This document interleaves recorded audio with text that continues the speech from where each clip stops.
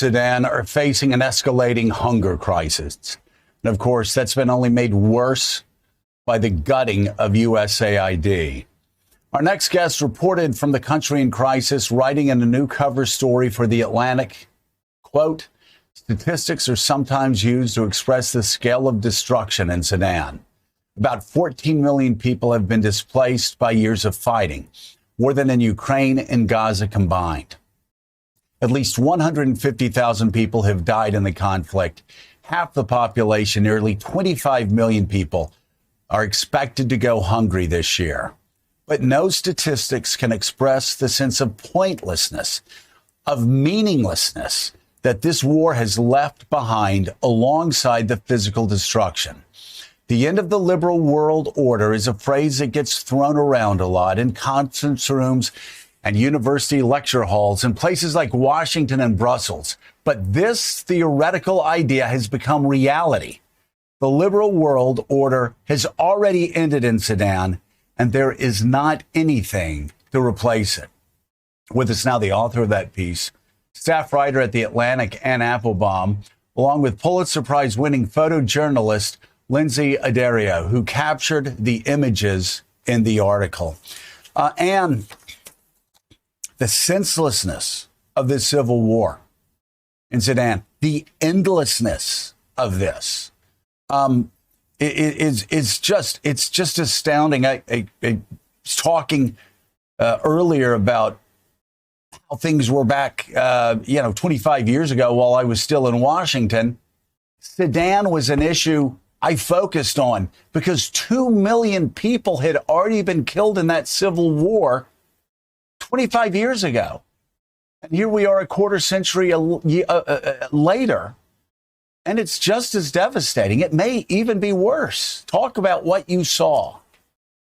Well, there have been different phases. The situation did improve. There was a brief period in Sudan where there was a civilian government and a very idealistic it was a kind of democracy movement, a movement for open society that had a lot of traction in Sudan. We actually met a lot of the people who had been part of that while we were there. Many of them are now working in aid organizations that they've built themselves.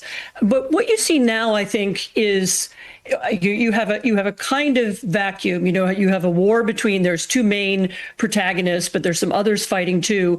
But what makes the war worse is the number of outside powers who now have an interest in intervening.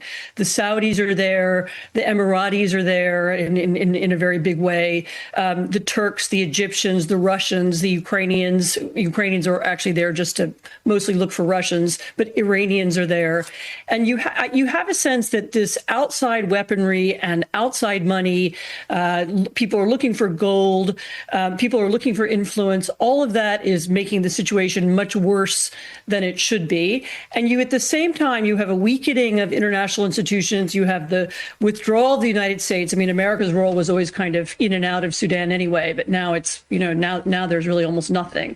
And people there would ask us, can anyone come? Will anyone do anything?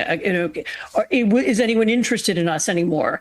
And people there feel very much that they've been left to become a kind of, a proxy war for other places. And it's a kind of end game. We've seen the deterioration of institutions and systems and norms and laws in lots of other parts of the world. But in Sudan, it's reached a kind of nadir. Lindsay Addario, we were so inspired to honor you with the Torch of Freedom Award at the annual 3050 Summit in Abu Dhabi. You have a long career of capturing images of humanity amidst war, crisis, famine. How did this experience, shooting the images for this piece, compare? Well, I mean, ironically, I covered Darfur and I covered the war 20 years ago in some of the exact same locations. And so to be back there and to cover millions of displaced, once again, people going hungry. There's been a famine declared in Al-Fashir, places we cannot access as journalists. It's pretty devastating to see civilians once again paying the price, being injured in mortar attacks, being injured in airstrikes. It's extraordinary that this is happening all over again 20 years later. Yeah. So, Ann Applebaum, if you look at foreign aid from the United States, and this is one place to look at it, but you could make the case hotspots around the world. What is the impact of the United States and in some ways of the West pulling back from being the leader, as you say, of that liberal world order? So it's interesting. We were there. I was there in February and March, which was really just the beginning when people were just beginning to feel what the cut of in USAID would do. And I think people were initially expecting that it wouldn't matter that much because the U.S. government was saying, no, we're going to continue humanitarian aid in places like Sudan. But actually, what people were already seeing, the U.S. was giving something like 40% of the world's humanitarian aid, but was also the main source of logistics, of statistics, of record keeping. And as those things were already beginning to disappear, remember Elon Musk destroyed USAID overnight, people would suddenly discover their trucking company didn't work anymore, or they didn't have access to the website that they'd been using to get information. And you could feel people, almost everybody we met was talking about the ways in which the aid system was already starting not to work. And there were a few really upsetting concrete examples. We were in a children's hospital in Omdurman outside of Khartoum, and I talked to a young doctor who was in charge of malnourished children. And I saw some of the children, and these are very tiny, very weak children. Their mothers are very weak as well. There's a way you can save them, and you need to give them a special nutritional supplement. And this doctor, young doctor, very well-educated, very good English, was saying to me, he'd heard, of course, that U.S. Americans were thinking of cutting aid, and he was, he heard that it was because of waste, and he was trying to explain to me, look, we don't waste it, we use it. I'm very careful how I use it. We have some in the storeroom, and we bring it out carefully. And I thought, I was ashamed that somebody should feel they had to say that to me, that, we're not wasting the aid. I mean, of course they're not wasting it. I mean, they're desperate for it. And the other example was we saw a lot of these mutual aid groups. They're called the emergency response rooms, these are ordinary Sudanese people, many of whom were activists in the past who build soup kitchens, and they feed people, again, very simple food. We're talking about bean soup once a day. And we met in a couple of places. We met people who said, yeah, well, we used to serve people, every day, and now we can only do it a few times a week. We've had cuts in food deliveries and this was again because of USAID. So these are pennies. This is a tiny amount of money that is not getting to these very, very local organizations that are feeding people just subsistence food.